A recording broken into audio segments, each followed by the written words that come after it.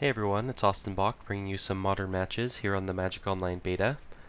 So, it's currently pre-release weekend, and last Friday Wizards dropped a bombshell on everyone by telling us that Amulet is bloomed, which everyone kind of expected.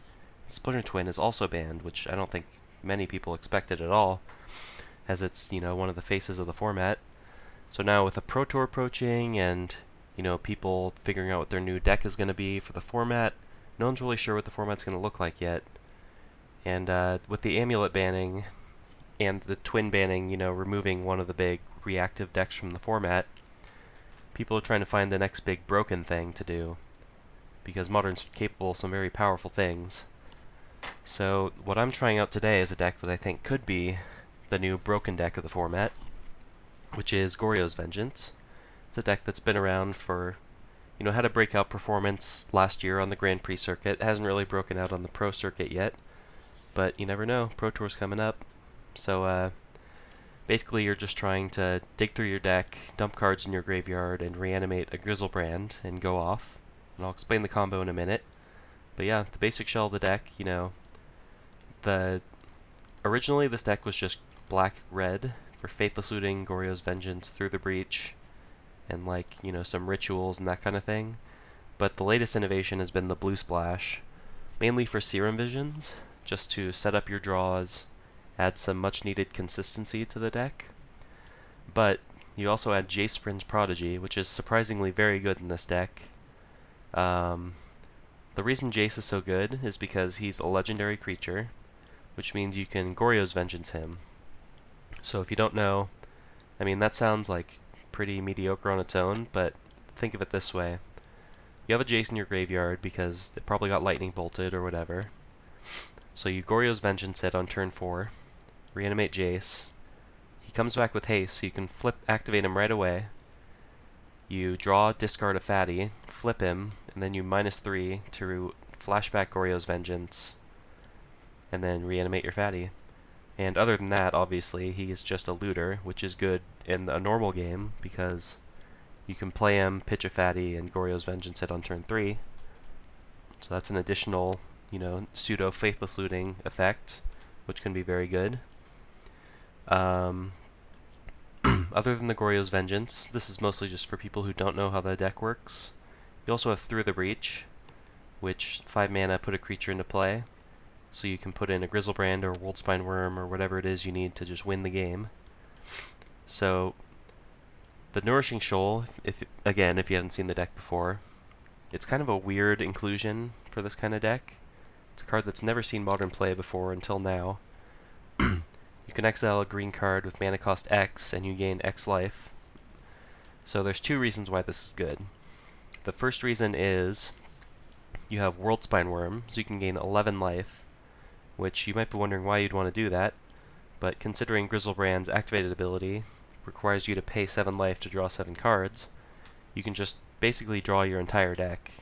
Because you put Grizzlebrand into play, you can draw 7 to 14 cards based on your life total, and then you can draw into Nourishing Shoal plus Worldspine Worm, gain 11 life, and then you get an extra Grizzlebrand activation, and you can do it again and again, and just keep going until you find everything you need to win. So the way you can actually win at instant speed with this deck, you don't need to actually attack with a creature. So what you do is, like I said, you get Grizzlebrand into play, you draw your whole deck thanks to Nourishing Shoal, and then you have all these Simian Spirit Guides, which lets you make red mana immediately. And then you can use a combination of Spirit Guides, Desperate Rituals to cast a Through the Breach, either spliced or otherwise, and put Borborygmos into play. And since you've just drawn your entire deck, you just fling all your lands at them and they die. But as I said, there's another reason why Nourishing Shoal is so good, is because it's arcane.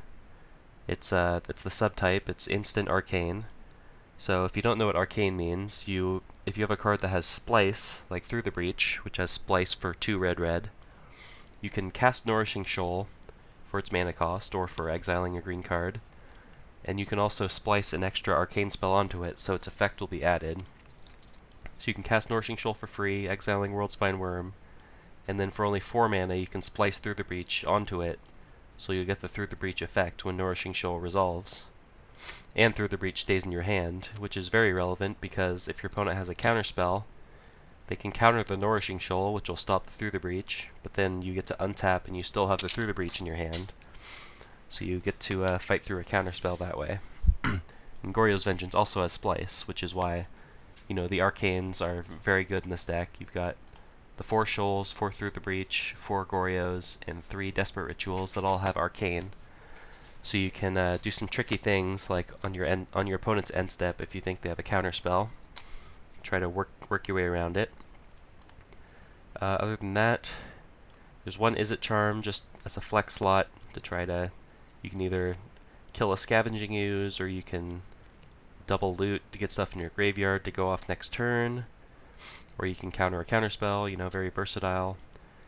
There's 1 Mana Morphose, because another way you can go off with Grizzlebrand is you can tap out to get him into play, and you can exile 3 Spirit Guides, Faithless Looting, Pitching Borborygmos, but then you only have red mana in your pool.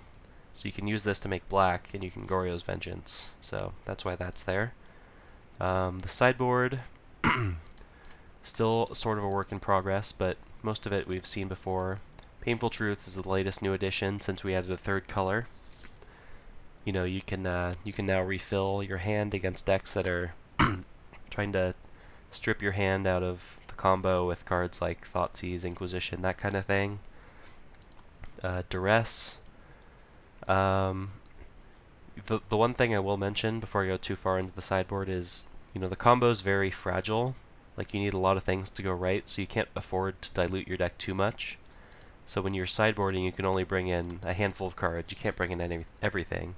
So cards like Duress and Dispel, you only want a handful of effects like that against certain decks if you think that they have a way to stop what you're doing. Anger the Gods against like Scavenging Ooze, Coco type decks, stuff that can disrupt your graveyard. Blood Moon, which is really good right now in the format because of the Black-White Eldrazi deck. Sudden Shock, really good against Infect, good against Scavenging Ooze. Lightning Axe, additional good removal, hits, you know, Linvala or Scavenging Ooze or whatever you need to deal with. And it also acts as a discard outlet. But yeah, that's pretty much it. Only 18 lands, plus the 4 Spirit Guides, so 22 mana sources, which is, you know, you don't need very many to function in this deck. It's a pretty straightforward mana base.